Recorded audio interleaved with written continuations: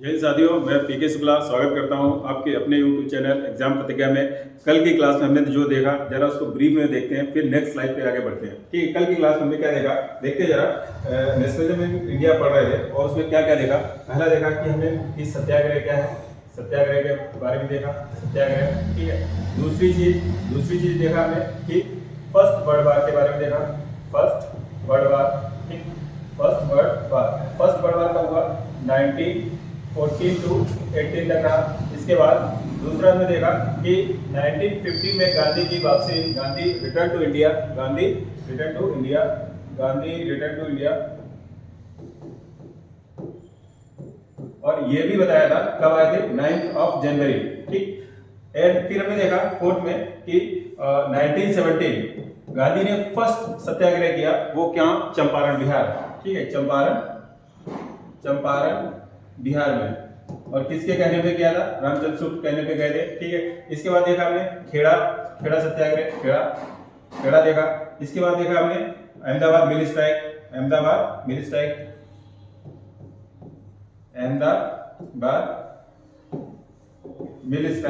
और इसके बाद हमने देखा रॉलेट एक्ट देखा। रॉलेट एक्ट के बारे में पढ़ा था कि इसको कैसे हम ब्लैक लॉ बोलते थे। रॉलेट एक्ट ब्लैक लॉ क्यों बोलते थे? क्योंकि इसमें 2 साल के लिए पॉलिटिकल प्रिजनर को डिटेन किया था विदाउट एनी ट्रायल गवर्नमेंट ने। ठीक है, और 1919 में हुआ था ये। ठीक है, इसके बाद हमने जो देखा 1919 में ही देखा, 13 अप्रैल 1919 में देखा, क्या देखा कि जलियांवाला बाग मैसेक्री, जलियांवाला बाग मैसेक्री कांड देखा। ठीक है, इसके बाद फिर हमने शुरू किया 1919 से या 1920 से शुरू किया था खिलाफत और नॉन कॉपरेशन। ठीक है, खिलाफत और नॉन कॉपरेशन हमने देखा था कि गांधी ने बताया था कि हमको कैसे कॉपरेट नहीं करना है ब्रिटिशर्स के साथ। और देखो, जब जलियांवाला बाग मैसेक्री हुआ था, एक चीज और बताना भूल गए थे कि उसमें गांधी ने क्या किया, टाइटल भी रिटर्न किए थे कि हम अंग्रेज हमारे साथ ये कर रहे हैं, हमारे भारतीयों के साथ, और हम उनके टाइटल ले रहे हैं। तो गांधी ने केसर हिंद का टाइटल रिटर्न किया था और रविन्द्रनाथ टैगोर ने नाइटहुड का। ठीक है, अब नेक्स्ट स्लाइड में देखेंगे कि आगे का क्या सीन है, देखते हैं, आगे बढ़ते हैं। ठीक है भाई,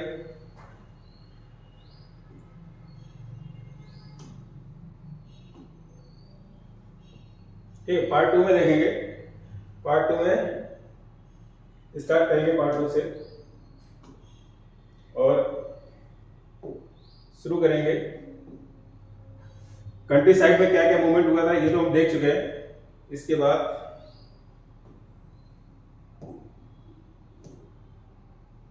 सिविल डिसोबीडियंस मूवमेंट की तरफ बढ़ेंगे। कैसे बढ़ेंगे देखते हैं।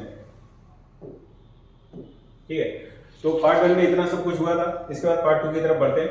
तो 1923 में स्वराज पार्टी बनी। स्वराज पार्टी का सिर्फ एक ही उद्देश्य था कि गांधी ने बोला था कि नॉन कॉपरेशन में ब्रिटिशर्स के साथ हमको कॉपरेट नहीं करना। तो स्वराज पार्टी, लेकिन कुछ लोग थे जो नॉन ब्राह्मण्स थे, उन्होंने कहा नहीं, हम पार्टिसिपेट करेंगे।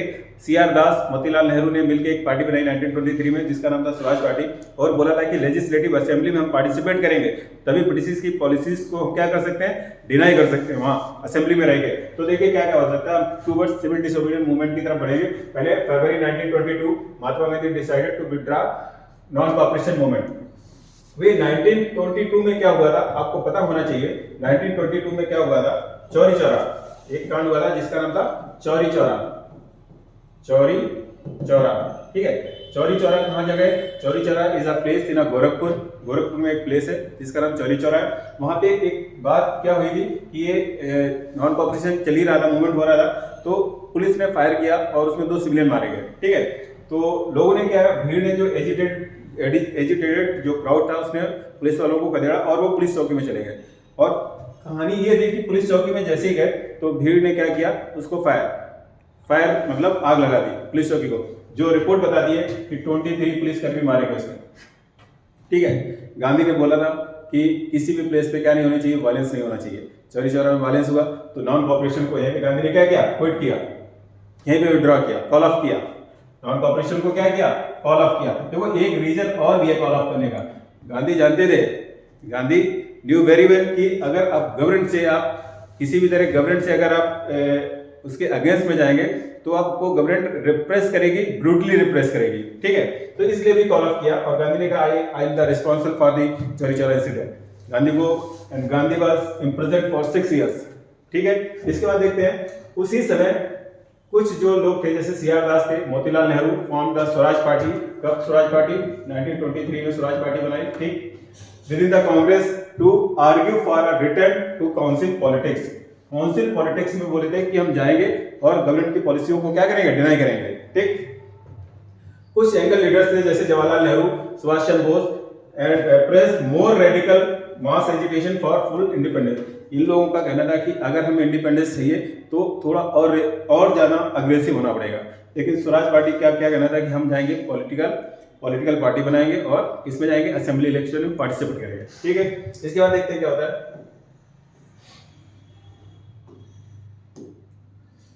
Factors that shaped Indian politics towards the late 1920। कौन कौन से फैक्टर हैं देखते हैं जो इंडियन पॉलिटिक्स को नया शेप देते हैं। ठीक है, पहला था कि वर्ल्ड वाइड इकोनॉमिक डिप्रेशन। 1920 के बाद जो वर्ल्ड वार फर्स्ट हुआ था उसके बाद इकोनॉमिक डिप्रेशन आ गया। ठीक है, अमेरिका में एक डिप्रेशन आया इकोनॉमिक, उसका इफेक्ट पूरे वर्ल्ड पे पड़ा। दूसरा क्या हुआ, एग्रीकल्चर, जो उसका इफेक्ट था, एग्रीकल्चर प्राइसेस कोलैप्स। जो एग्रीकल्चर प्राइसेस थे वो कोलैप्स हो गए in after 1930 as the demand for agriculture goods fell at export decline. ठीक है, एग्रीकल्चर जो गुड्स थे उनकी डिमांड फॉल हुई, जो एक्सपोर्ट था वो क्या हो गया, डिक्लाइन हो गया। ठीक, साइमन कमीशन के बारे में बात करेंगे। साइमन कमीशन क्या था? साइमन कमीशन, इसको व्हाइट कमीशन भी बोलते हैं। क्या बोलते हैं? White commission. भाई इसको व्हाइट कमीशन क्यों बोलते हैं? व्हाइट कमीशन इसलिए भी बोलते हैं क्योंकि all the members in the commission are the Britishers.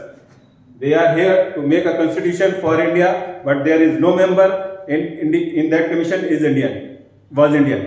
India का कोई भी मेंबर जो उस कमीशन में पार्टिसिपेट करना चाहिए था, कोई नहीं था। ठीक है, सारे आपके लिए कॉन्स्टिट्यूशन बना रहे और आपके बारे में जानते नहीं है तो कैसे बनाएंगे। ठीक, तो क्या था, it was constituted by the Tory government of the Britain to look into the demands of the nationalist and suggest changes in the constitutional structure of India. जो इंडिया का कॉन्स्टिट्यूशनल स्ट्रक्चर था उसमें चेंजेस की बात की थी। इस commission को जैसे ये बॉम्बे में आया, इसका क्या किया गया, इसको विरोध किया गया और एक स्लोगन बोला गया। स्लोगन क्या था? वो स्लोगन था गो बैक साइमन, गो बैक साइमन। ठीक है, ये स्लोगन था गो बैक साइमन। और इस स्लोगन में क्या हुआ कि जैसे ही ये स्लोगन बोल रहे थे वहां पे जो क्राउड था उसमें लाला लाजपत राय भी थे, जिनकी लाठी चार्ज में क्या हुआ, उनकी डेथ हुई, सकम टू डेथ। पुलिस ने लाठी चार्ज किया ब्रूटली और लाला लाजपत राय उसमें उनकी मृत्यु हुई। ठीक है, साइमन कमीशन के उसमें आने पे the commission arrived in India 1928। The Congress protested against the commission. क्या नारा दिया था? Slogan go back Simon. ठीक है, इन दिसंबर 1929 में क्या हुआ, देखिए एक चीज और हुई थी जो आप याद रखिएगा। 1928 में ही नेहरू रिपोर्ट आई थी। 1928 में कौन सी आई थी? नेहरू रिपोर्ट। नेहरू रिपोर्ट में क्या था कि गवर्नमेंट ने, जैसे साइमन कमीशन की जो रिपोर्ट थी उसने कहा Indians have no ability to make their constitution, तो उसी की वजह से 1928 में नेहरू ने एक रिपोर्ट, मोतीलाल नेहरू ने रिपोर्ट दी कि we have ability to make their constitution. ठीक है, उसी को नेहरू रिपोर्ट बोलते हैं 1928। 1929 में क्या हुआ, under the presidency of Jawaharlal Nehru Congress के प्रेसिडेंट थे उस समय, एट लाहौर सेशन। देखिए 1929 में कौन सा हुआ था? लाहौर सेशन। कभी कभी आपसे पूछ लेते हैं इसको मैपिंग में फिल करने के लिए कि 1929 में कौन सा सेशन हुआ था। जैसे पिछली बार पूछा गया था 1927 का पूछा था। 1927 का जो कांग्रेस का सेशन हुआ था मद्रास में हुआ था। ठीक है, और मद्रास कहाँ पे? चेन्नई। जो प्रेजेंट चेन्नई है वही मद्रास है। इसको मैप में फिल करने के लिए बोला गया था। हम आपकी मैप की एक क्लास लेंगे, उसमें सारे सेशन कांग्रेस के इंपॉर्टेंट सेशन आपको बता देंगे। ठीक, under the Congress formalise the demand for पूर्ण स्वराज।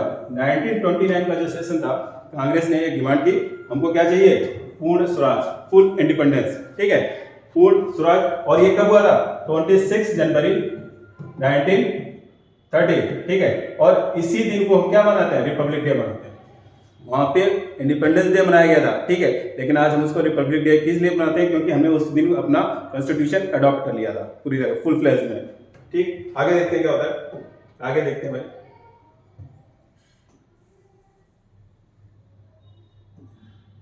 हाँ, 60 march and the civil disobedience movement. क्या देखते हैं 60 मार्च। ठीक है, 60 मार्च क्या है? 60 is the basic need for every Indian, for every human being. ठीक है, गवर्नमेंट ने क्या किया? 60 पे टैक्स इंक्रीज किया था। उस समय 1930 में गवर्नमेंट ने 60 पे क्या किया? टैक्स इंक्रीज किया था। तो क्या था, Gandhi ji choose salt as the medium that could unite nations as it is consumed by all the sections of the society. देखो नमक भाई सब लोग खाते हैं, चाहे वो रिच हो, चाहे पुअर हो, चाहे मिडिल क्लास का हो, चाहे अपर क्लास, कोई भी क्लास हो, सबकी बेसिक नीड है साल्ट। ठीक है, तो उन्होंने इसमें भी टैक्स बढ़ाया था। तो ये स्टार्ट हुआ था, साल्ट मार्च कहां से स्टार्ट हुआ, ठीक है, स्टार्ट हुआ था साबरमती आश्रम से, साबरमती आश्रम से। ठीक है, साबरमती आश्रम से स्टार्ट हुआ। कब स्टार्ट हुआ था, 12 मार्च को स्टार्ट हुआ था साबरमती आश्रम। और कहां पहुंचे, 6 अप्रैल को। 6 अप्रैल को कहां पहुंचे, 6 अप्रैल को हम लोग पहुंचे दांडी। ठीक है, दांडी पहुंचे। जब ये मूवमेंट स्टार्ट हुआ तो गांधी के साथ कितने follower, how many followers with Gandhi, only 78। There are 78 followers when the salt march started, there are only 78 followers.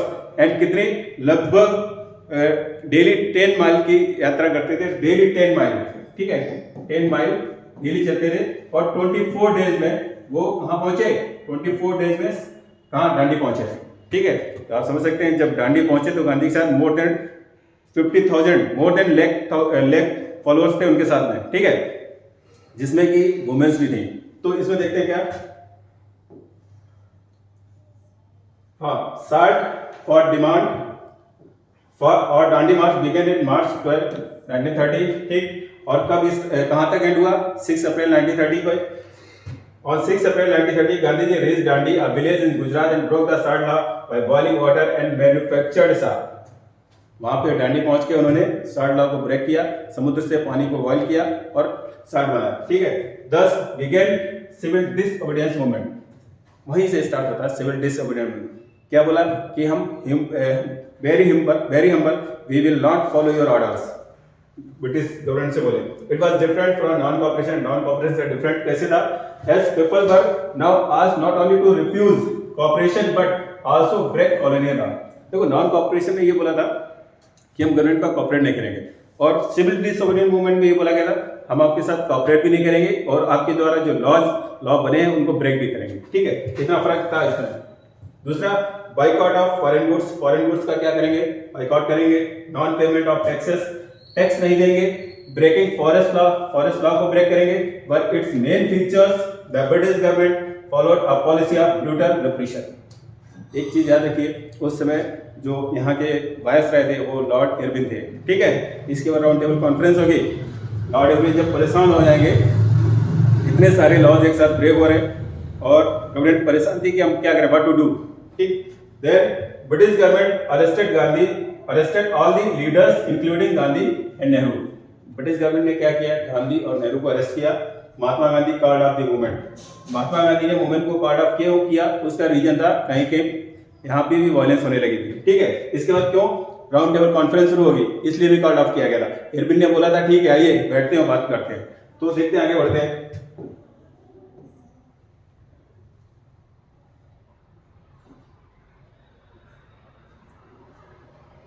देखिए गांधी इरविन पैक्ट जो होता है इसी को बोलते हैं राउंड टेबल कॉन्फ्रेंस। इसी को क्या बोलते हैं, round table conference.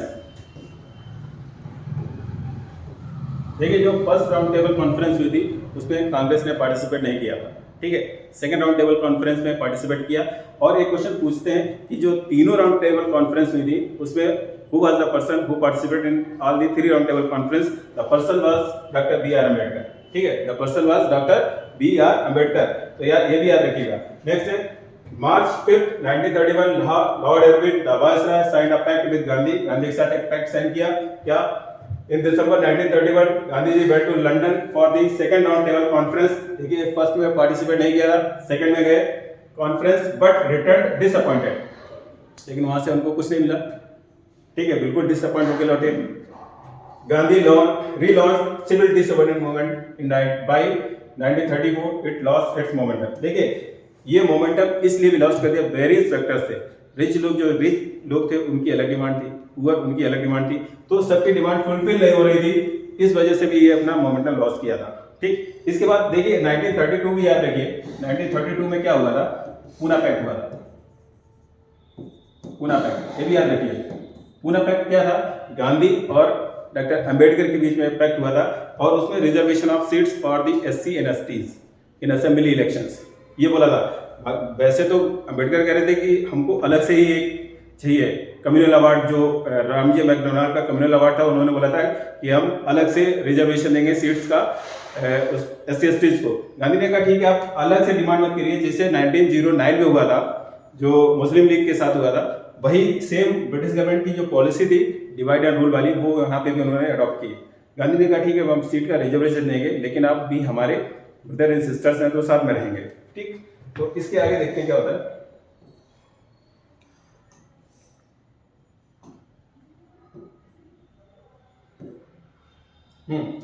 How participants साथ द मूवमेंट, जो वहां पार्टिसिपेंट थे उन्होंने मूवमेंट को कैसे देखा।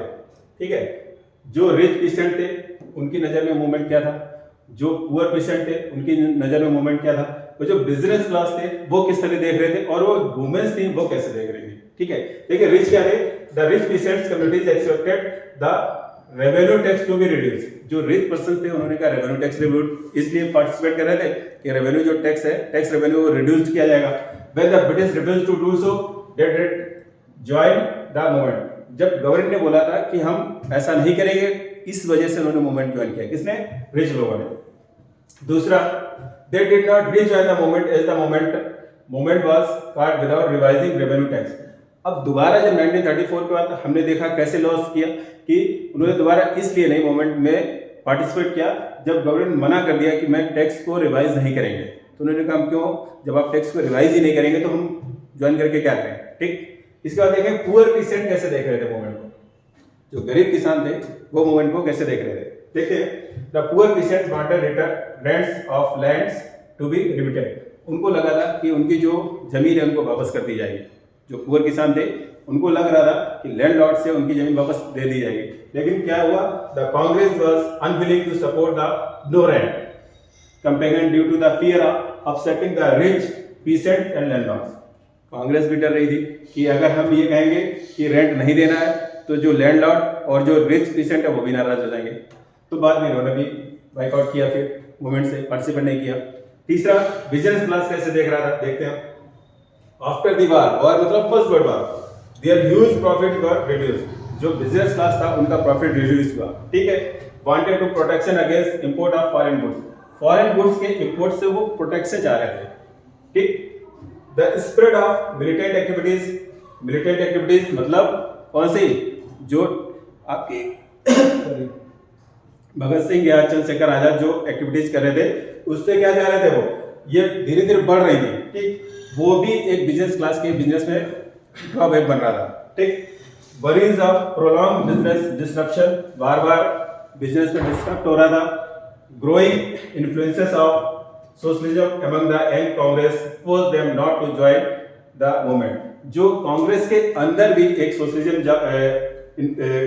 यंग सोशलिज्म हो रहा था, वो ये मना कर रहा था कि अब दोबारा ज्वाइन नहीं करेंगे मूवमेंट को। ठीक है, वो अलग से कुछ दूसरा सोच रहे थे, टेररिस्ट एक्टिविटीज या जो रिवोल्यूशनरी एक्टिविटीज थी उनमें ज्यादा बिलीव कर रहे थे। तीसरा, वुमेन ने देखिए कैसे देखा। Women also participated in the protest marches. Women उनके साथ में थी, दांडी मार्च में गांधी के साथ वुमेन्स थी। मैन्युफैक्चर्ड शार्ट, उन्होंने शार्ट भी बनाया था वहां पे। एंड पिकेट फॉरेन क्लॉथ्स भी बाइकआउट किया था। एंड लिक्वर शॉप्स को भी बाइकआउट किया था, बंद करवाई थी। Congress was reluctant to allow women to hold any position of authority with in the organisation. तो कांग्रेस ये चाहती थी कि कोई वुमेन आए, पढ़ी लिखी है और कांग्रेस में कोई भी अथॉरिटी या कोई पोजीशन ले सकती है। ठीक है, इसके बाद देखते हैं आगे क्या होता है। आगे का देखते हैं, लिमिट क्या थी मूवमेंट की। सिविल डिसओबीडिएंट मूवमेंट था, उसकी लिमिट क्या थी। ठीक है, पहली लिमिट थी द दलित और the untouchables did not actively participate in the movement, क्योंकि उनको पता ही नहीं था कि उनका फ्यूचर क्या है। अगर आपको पता नहीं है कि आपका फ्यूचर क्या आगे, तो आप क्यों पार्टिसिपेट करेंगे। जो दलित या अनटचेबल्स थे उनको पता ही नहीं था कि उनका फ्यूचर क्या है इसमें। They demanded reservation of seats separate electorates. हमने आपको बताया 1932 में पुनः एक्ट हुआ था, उससे पहले बात चल रही थी separate electorates for SC and STs. ठीक है, B R Ambedkar the leader of Dalit formed an association in 1930 that is called depressed class association. ये भी कभी कभी पूछ लेते हैं कि डिप्रेस्ड क्लास एसोसिएशन किसने फॉर्म की, डॉक्टर बी आर अम्बेडकर। ठीक है, ही क्लैश विद गांधी, उनका गांधी के साथ क्लैश हुआ क्योंकि वो सेपरेट इलेक्टोरेट की बात कर रहे थे, गांधी कह रहे थे नहीं we can give you reservation of seats, but separate electorate is not the good idea for a united nation, for a nation to be united. ठीक है, पूना पैक्ट हुआ, मैंने बताया 1932 में कौन सा पैक्ट हुआ? पूना पैक्ट हुआ, किसके बीच में होगा? गांधी और बी आर अम्बेडकर के बीच में होगा। Poona pact between Gandhi ji and B R Ambedkar gave reserved seats in provincial and central councils but were voted by general electorate. उन्होंने कहा कि ठीक है, सीट का आपको रिजर्वेशन देंगे लेकिन जनरल वोटिंग होगी। ठीक है, दलित को भी हाई कास्ट का वोट करेगा और हाई कास्ट को दलित भी वोट करेगा। The leader of Muslim League, Muhammad Ali Jinnah, wanted reserved seat for Muslims in the Central Assembly. Mohammad Ali Jinnah भी मुस्लिम के लिए सेंट्रल असेंबली में सीट का रिजर्वेशन चाहते थे। Large sections of Muslims did not participate in the civil disobedient movement. Muslims को पता ही नहीं था कि उनके साथ क्या हो रहा है, क्या उनको करना, उनका फ्यूचर क्या है, इसलिए लार्ज जो सेक्शन था उसने पार्टिसिपेट ही नहीं किया मूवमेंट में। ठीक है, देखते हैं आगे भाई क्या होता है। Large sections of Muslims did not participate in the civil disobedient movement. Civil disobedient movement में जो मुस्लिम का जो लार्ज सेक्शन था उसने पार्टिसिपेट नहीं किया, उनको पता ही नहीं था उनका फ्यूचर क्या है, इसलिए उन्होंने पार्टिसिपेट नहीं किया। तो आगे देखते हैं क्या होता है, आगे देखते हैं भाई।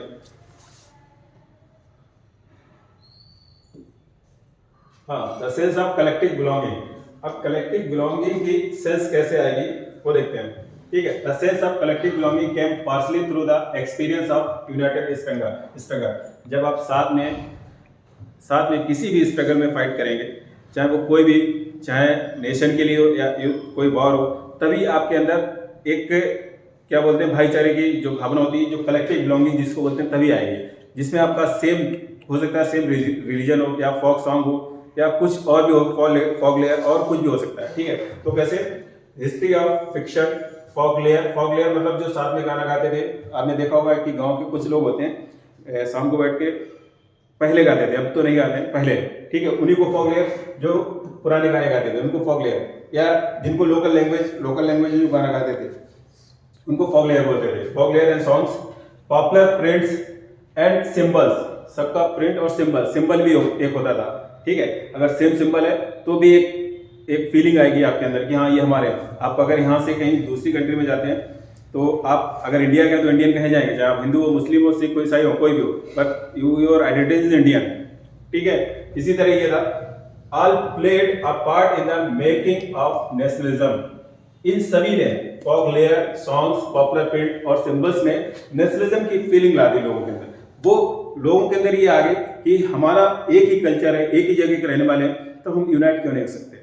ठीक है, then in 1921 by 1921 Gandhi ji had designed the Swaraj flag. ये भी याद रखना कि स्वराज फ्लैग कब डिजाइन किया गया था? 1921 इसने किया था, गांधी ने किया। ठीक है, it was again tricolour, red, green and white and had a spinning wheel in the centre. ठीक है, तो यहाँ पे आपका ये चैप्टर कंप्लीट होता है। और आपका एक चीज और रह गया है, वो है इंपॉर्टेंट सेशंस। कभी कभी क्वेश्चन मैंने आपको बताया था बीच में कि सेशन से क्वेश्चन पूछ लेते हैं, तो उसको भी याद करेंगे, एक उसमें आप कवर करेंगे। सेशंस का एक क्वेश्चन पूरा मैप में आपको बताएंगे कि कौन सा कहाँ पे। जैसे पिछली बार क्वेश्चन पूछा था कि 1927 में जो कांग्रेस का सेशन हुआ था वो कहाँ पे हुआ था, और उसको इंडिकेट करना था मैप पे। वो सेशन कहाँ पे हुआ था? मद्रास में हुआ था। ठीक है, तो मद्रास कहाँ पे? चेन्नई में। तो हो सकता है 1920 का पूछ लें या 1916 का पूछ लें। ठीक है, या 24 इंपॉर्टेंट इसलिए है, यार एक चीज याद रखिएगा कि गांधी ने सिर्फ एक बार कांग्रेस के जो प्रेसिडेंट बने वो 1924 में बने हैं। ठीक है, तो आगे इस वीडियो को और भी आगे बढ़ाएंगे, कंटिन्यू करेंगे, तो बने रहिए हमारे चैनल के साथ। जय हिंद, नमस्कार।